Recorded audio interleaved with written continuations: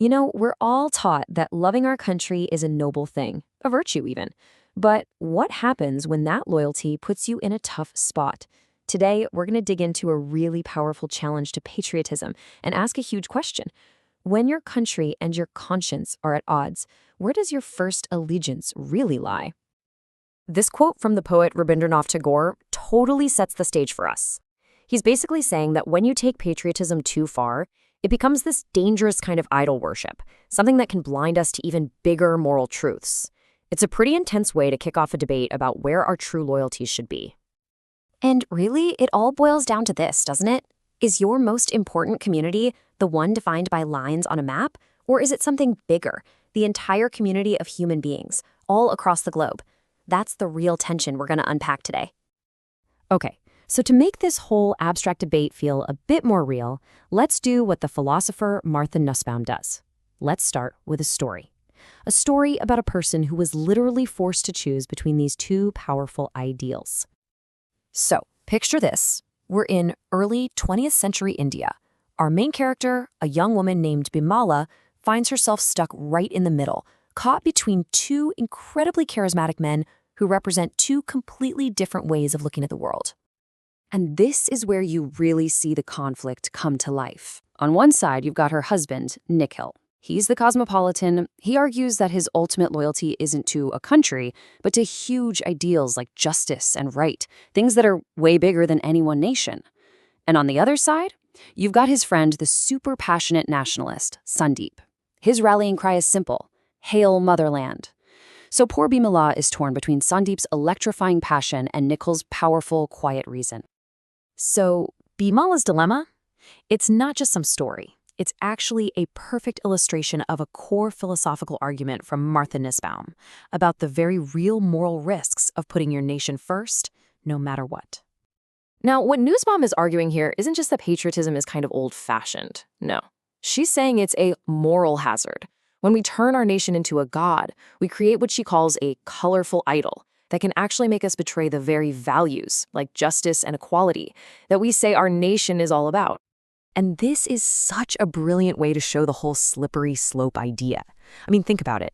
Once you decide that something totally random, like where you happen to be born, is your number one identity, where does it end? It's a really short walk from saying I'm a national first to I'm a member of this religion first, and then to I'm a member of this class first. Each step just makes your circle of concern smaller and smaller, chipping away at our shared sense of humanity.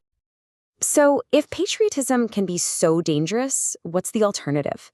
Well, that brings us to this really old, really powerful idea: cosmopolitanism. And I mean, this idea goes way back, all the way to ancient Greece.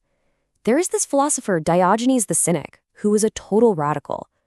Back then, when someone asked you where you were from, your home city was everything. It defined you. But when they asked Diogenes, he just threw that label out the window.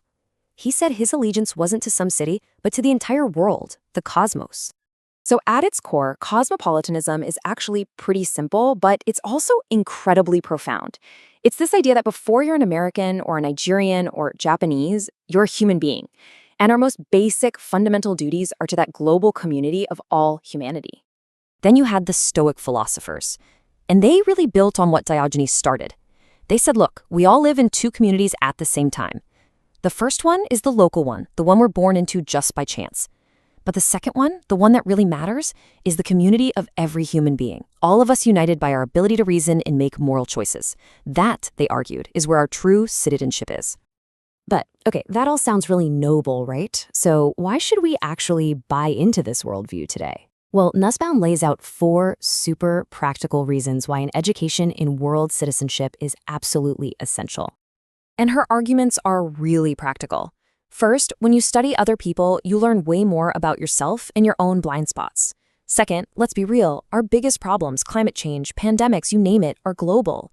Third, it makes us face our moral duties to people beyond our own borders. And finally, it just makes us more consistent with our own values, like equality and respect for everyone. Just think about that line for a second. The air does not obey national boundaries. It is so simple, but wow, it just perfectly nails that second argument, doesn't it? Problems like pollution or a virus don't stop for passport control. To solve them, we have to start thinking and acting like citizens of one interconnected world, not just a bunch of separate countries. And this one really gets to the heart of that fourth argument, the one about being consistent. If we believe that everyone inside our country deserves respect, no matter where they came from, what's the logical reason to suddenly stop that respect at the border? What is it about an imaginary line on a map that magically changes our moral obligations to another person? Okay, so right about now you might be thinking, wait, does being a world citizen mean I have to give up my family or stop loving my community? It's a fair question, and you know what? The Stoics had this absolutely brilliant way of thinking about it. So the Stoic philosopher Heracles gave us this amazing model. Think of it like a series of concentric circles. At the very center, that's you. The next circle out is your immediate family, then your local community, then your fellow countrymen. And that last, biggest circle, that contains all of humanity. Now, the point here is not to erase those inner circles. Right, so the goal isn't to just throw away all your special connections. The task of a world citizen is to actively work on drawing the circles inward. It means trying to treat your countrymen like you treat your neighbors, and trying to treat all of humanity like you treat your countrymen. It's like a constant workout, always trying to expand that circle of who you care about. And look, Nussbaum gets it. She knows this path can feel, well, a little lonely. She calls it an exile from the comfort of patriotism. It can feel kind of abstract and cold compared to the warmth of national pride. But then she tells this story that suggests maybe it doesn't have to be that way at all. So the story is about these two ancient Cynic philosophers, Crates and Hipparchia. Now, she came from a super wealthy, high-status family. He was a philosopher who had given all that stuff up for a life as a citizen of the world. Her family was, as you can imagine, totally horrified. But Hipparchia fell in love with his mind and his way of life, choosing his principles over all of her family's prestige. What their story shows us is that choosing a life based on big, universal ideas doesn't mean you're signing up for a life without human connection. Actually, for Crates and Hipparchia, their shared commitment to this big idea was the very foundation of their partnership and their love. And that brings us right back to where we started, but now with a whole lot more to think about. After looking at the dangers of blind patriotism and the call to be a citizen of the world, it's a question worth asking yourself again. So, I'll leave you with this. Where is your first allegiance?